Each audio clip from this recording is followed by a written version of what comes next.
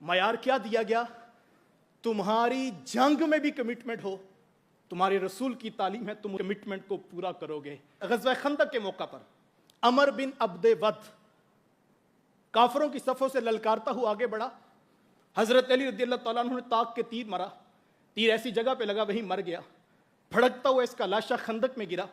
کفار لاش اٹھانا چاہتے ہیں لیکن کسی کی ہمت نہیں ہوتی کہ مسلمان اوپر سے تیر برسائیں گے۔ بالآخر کیا کیا جائے؟ قافلے والوں کی ڈیمانڈ ہے، ہمارا سردار ہے، ہر صورت میں لاش واپس لے کر جائیں گے، اور اگر تم لاش واپس لے جانے میں ناکام ہوئے ہم تمہارے خلاف علم بغاوت بلند کریں گے۔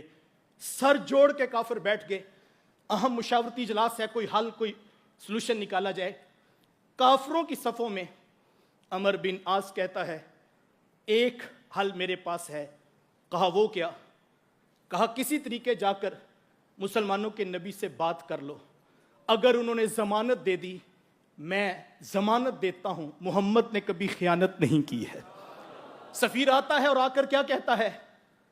میں اپنے مرے ہوئے سردار کی لاش اٹھانا چاہتا ہوں، جنگ روکی جائے، اس کے اگینسٹ 10,000 دینار پیش کرتا ہوں۔ چھوٹی رقم نہیں ہے، بہت بڑی رقم ہے۔ کیا کرنا ہے؟ مرے ہوئے کافر کی لاش اٹھانے کا موقع دینا ہے۔ سنیے، تاریخ دم بخود ہے، لب جنبش کرتے ہیں اور گرجدار آواز میں لفظ ہوا میں تحلیل ہوتے ہیں۔ فرمایا کیا کہہ رہے ہو؟ میں محمد مردہ فروش نہیں ہوں، ہم لاشوں پہ سوداگری نہیں کرتے، تمہیں اجازت ہے تم لاش اٹھا لو، محمد کی جانب سے کوئی تیر تمہارے اوپر نہیں آئے گا۔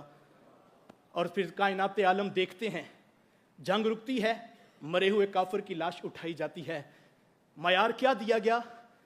تمہاری جنگ میں بھی کمٹمنٹ ہو، تمہارے رسول کی تعلیم ہے، تم اس کمٹمنٹ کو پورا کرو گے۔ میں کوئی بڑی بات نہیں کرتا، کسی انقلاب کا ہاتھ بھی نہیں اٹھواتا، میں آپ سے یہ کہتا ہوں معیار تو یہ تھا حالت جنگ میں بھی کمٹمنٹ پوری کرو گے، لیکن حالت اس وقت کیا ہے کہ آفیشل سیٹ اپ میں، ایئر کنڈیشن ماحول میں، کرسی پہ بیٹھ کر بھی میں اپنے محکمے، اپنے ادارے، اپنی کمپنی سے کی ہوئی کمٹمنٹ پوری کرنے کے لیے آمادہ نہیں ہوں۔ کس کو نہیں پتا ظہر کے لیے 20 منٹ کافی ہوتے ہیں؟ کس کو نہیں پتا 10 منٹ میں اثر پڑی جا سکتی ہے؟ اگر میرا محکمہ 1.5 گھنٹے کی ظہر کی مجھے چھٹی نہیں دیتا، میں سمجھتا ہوں کہ میں پہلی صف کا تکبیر اولیٰ کے ساتھ 5 وقت کا نمازی ہوں۔